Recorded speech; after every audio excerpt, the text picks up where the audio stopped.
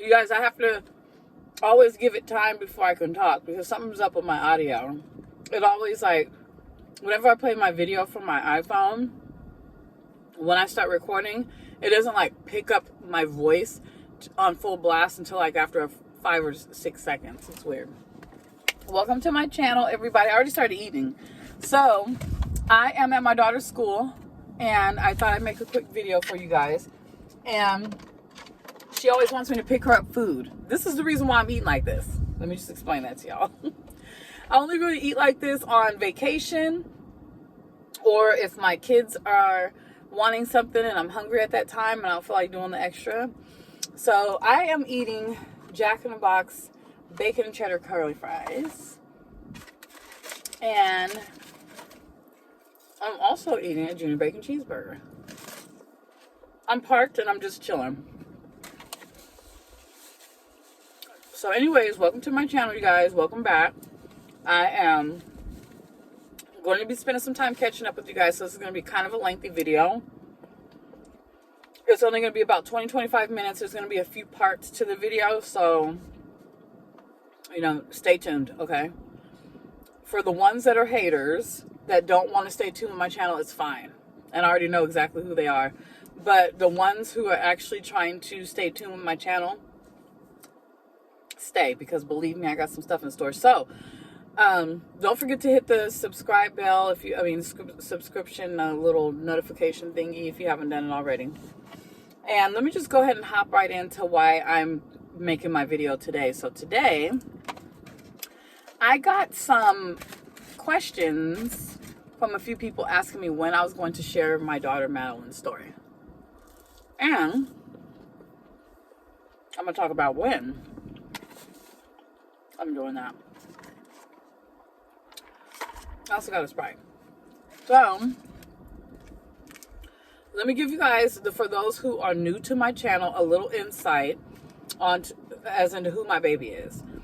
I have 8 children, 2 of which are grown, 4 which are biologically mine, which include the 2 grown-ups, and 4 of which are, excuse me, I got food in my nail. And 4 of which I've adopted. Me and my babe, we adopted. There's this weird guy standing over there, so I keep paying attention to him. I'm at the school, so anytime I see somebody looking weird, I'm looking. So, one of those kids has cerebral palsy. She came to us when she was 3, and she was injured. I will tell her story about how and when and where and all that once the video's shared enough and the subscribers are coming in and wanting to watch it. There's going to be a few parts to the whole thing, you guys. She came into our care at 3 years old. She was injured, so she is unable to walk. She is doing so good right now, you guys. Her story is very, very sad, but very beautiful all at the same time. She has, that girl is a fighter, you guys. Let's just put it like that. She's very strong. She's beautiful. And I can't express enough how wonderful she is, okay? So, what I told the few people who did ask, I was like, well, I will, but y'all gotta watch and share the damn video, because for some reason I don't feel extra comfortable just sharing her story with just only a few people who want to be nosy. But I'll tell you this, I want the whole world to know who she is, because you guys would not believe how inspiring and how beautiful her story truly is. So she's got a total of 8 siblings all together. There's 8 of them. And the oldest child out of the 8 was already adopted when we got her. 2 additional kids out of the 8 are her biological siblings, meaning same mom, same dad. Okay? We didn't have them at first, but now we do. And I'll also tell their story in the same parts of the video. They all suffered from trauma, and the human beings that lay down and have these children do not even deserve to be parents. Okay? It is selfish for any human being to be this kind of a person. It is selfish for some woman to give birth to more than one child that they know that they can't care for and keep the ball rolling and continue to birth child after child after child, knowing damn well they can't take care of them. And then they mistreat the ones who are that are taking care of their kids, which is another part of my story, you guys. I want you guys to know, because it's not for exposure at all to her. I'm not trying to put her on blast, because ain't nobody going to know her name. I'm not going to put her out there. This is not about exposing her, because she clearly has something wrong. You know what I'm saying? She clearly is unable to care for children because there's something going on with her. But at the same time, right is right and wrong is wrong. And this woman birthed 8 children, and all 8 of her children have been adopted by someone. Why? Because she was basically unable to provide adequate care for all 8 of her kids. They've suffered from several different sorts of abuse. And we got a call one day. We were foster parents for about a good year and a half. We had already had a foster child. We get a call one day, and we hear from one of our normal workers that we speak to, and she was like, I know that you guys said you were looking for a smaller child for you and Megan, because we of course can't have kids, and I just didn't want to give birth to anymore, but we wanted to have babies together. So I was like, yeah, what's going on? And she was like, we have a 2.5-year-old baby here. She's medically fragile. She is currently on a feeding tube. And she is walking. That's what they said. But she's not walking right now because she's in bed. She's been bedbound for the past few days. CPS had to pick her up from her mother, and she's been in the hospital for 3 days, and we're looking for someone to come and get this little girl.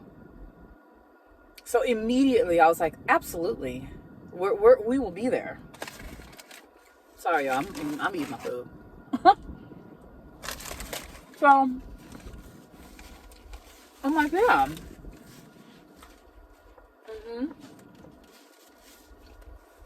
So we get there, and there she is. And she sits up, and she's laying back in her hospital bed. And we stop, we buy her clothes, we buy her a car seat, we get her a baby. We're just like parents coming to get our baby. And we see her, and she takes her arms, and she adjusts herself and raises her head up and looks over at us, and was like, immediately she was like, Mom, can I have some water? I looked at my wife, I said, she just called me Mom. Right away. So we're in the hospital, and we stay in the hospital that day for about 5 hours. And we are spending time with her, getting to know her. It's more like a pre-placement visit, but we already knew we were taking her. So, me and my honey, we had to take our time away from each other, not away from each other, from her, so we can go and speak about her, about Madeline. So my wife is like, I don't know, honey. She's got a lot of issues going on. And I said, I don't care. She needs somebody, and we're going to take her. You guys, when we got to the hospital and we started you know, playing with her and getting to know her and all that. She was dirty. The hospital hadn't had the opportunity to really clean her up because they had to immediately start working on her in other ways, which I'll tell you guys about. So,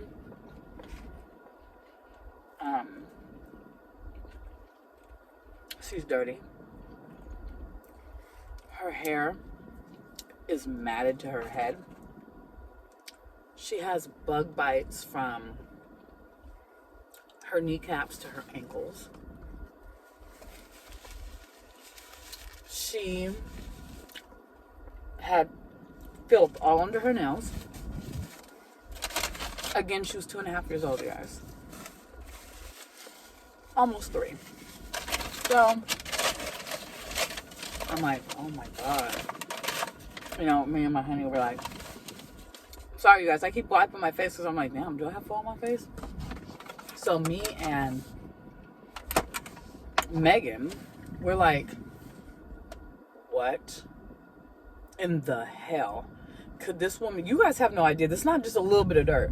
I'm not talking about the kind of dirt that you pick up from like going out to play as a normal 2.5, 3-year-old. No, I'm talking about filth. Pure filth. She had dirt stuck to her ankles, the top of her foot, her knees, her hands, everywhere. So I immediately said to the hospital, I said, can I give her a bath? They said, uh-huh. I said, don't worry, I'll be careful with her because I don't want to hurt her. She has a large dent in her head right here because her skull is gone right there. They had to remove her skull completely and put like some type of flap over it to cover what they could, and then she's supposed to be getting reconstructive surgery, in which we declined, and I'll tell you guys why. Again, this is part 1, so the more the story gets shared, you know, I don't even care if it gets shared or not, it'll eventually get viewed. So I give her a shower, you know, I pick her up, and I put her in the bathroom, and I set her down in the shower that they have in there. It's like a handicap shower. I undress her, and I turn the water on, and I start bathing her. And I'm washing her hair, and I'm doing the best. And I look at her scalp, and I part it with my fingernails, and I look, and I'm like, oh my God. She's got thick, matted dirt to her scalp, you guys. Matted dirt. Stuck in her scalp. So I did the very best I could to clean her up, and I'm actually wrong, you guys, on the amount of days she was in the hospital. She was only there, that was her 2nd day. They took her away from her mom,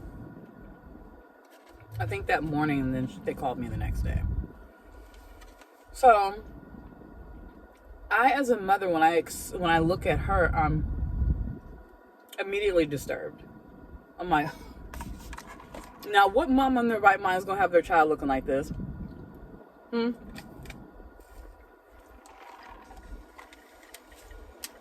So, we are done with her bath, and it's time for her to go down to the day room and play. We had her hair all brushed out. We had her in her outfit, and we started to notice, wait a minute, she can't walk. Now, like I told you guys, when we got the call, they're like, oh yeah, she can walk, she's just not walking right now because she's laying down. The nurse comes in, it's a male. He's like, yeah, she can't walk. Oh, what? So this is when things really took a turn for me in my mind. Because honestly, I'm going to be real with you guys, I had to face a decision. I'm like, okay, This is a baby, a beautiful one, who deserves the world. Then you have us, who had, at the time, 5 kids at home. We had a little baby boy in our care who was about 6 or 7 months old at the time. Okay. We had one of our other foster children who we were going to adopt, who was about 11. Then we had my biological daughter, my biological son, and that was it, 4. Okay. And then my teenage daughter was living at home with us at the time. But she was a teenager. So I had to decide. We had to talk about it and say, wait, she's not walking. That's a whole nother story. And I said, I don't care. After it took me just like maybe 2 or 3 minutes before I finally said, I don't care. And Megan, she was a little bit more, not that she didn't want to take her home, believe me, you guys, but she was just a little bit more like, are we ready? Are we ready for that responsibility? Are we ready to take on the challenges that come with a medically fragile child who cannot walk? So we get her to the playroom and we go to set her down on the floor to play. And immediately she tips over like a baby, like a 5 or 6 month old baby when you're trying to teach them to sit up on their own. She goes, oop, we're going to catch her. And I'm like, wait a minute. She can't sit up either?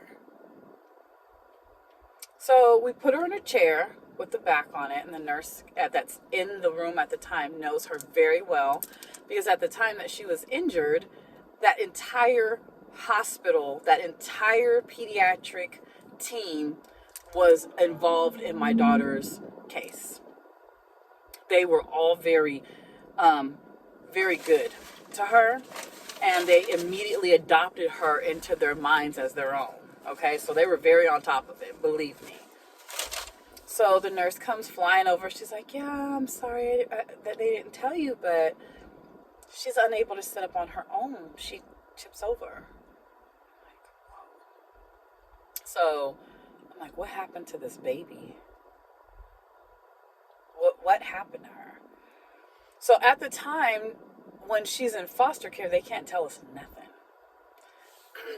As time went on, we started to learn, but right then and there, they couldn't give us any information about what had happened or occurred and why she was the way she was. So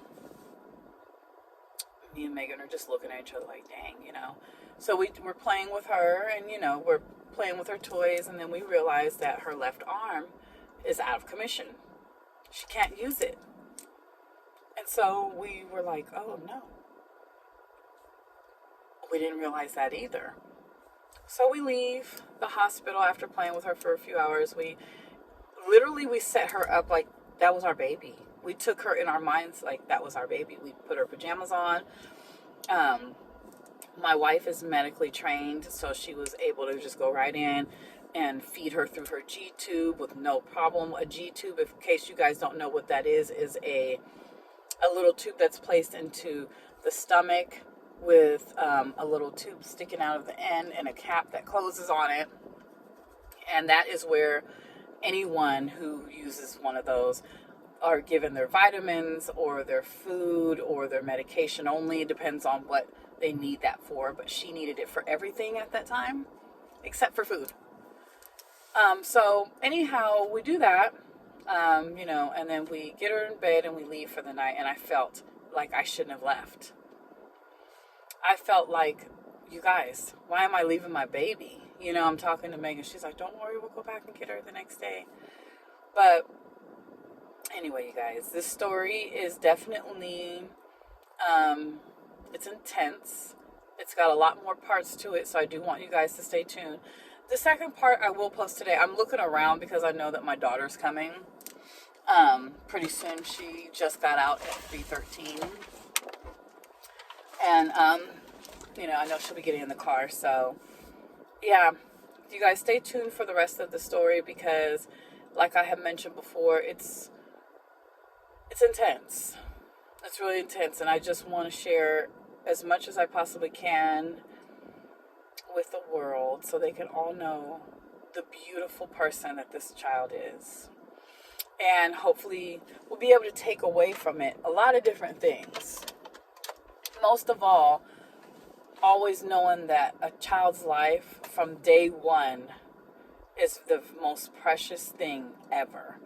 And how you treat that child and how that child ends, what you do to them, it affects them forever. Okay? So it's very important as a parent for you to always, and I'm not saying none of you do, but always live on your kids, because there's people in the world who don't. They give birth to kids like it's a damn game. They have babies back to back and get them taken away by CPS as if it's some type of fun thing, or like it's in style or something. I don't know. So, and it's hard on us as foster parents who do love and have a passion for children and taking care of them. And it's hard on us because sometimes those same parents come for you and they make you out to look like the bad person. So again, you guys, just stay tuned. I'm going to go ahead and post this video unedited because I am in the car and I want to get it done before my daughter gets here. So please stay tuned for the next one. Turn on your notification bells because later on I'll be putting up another one. So part 2, guys, stay tuned.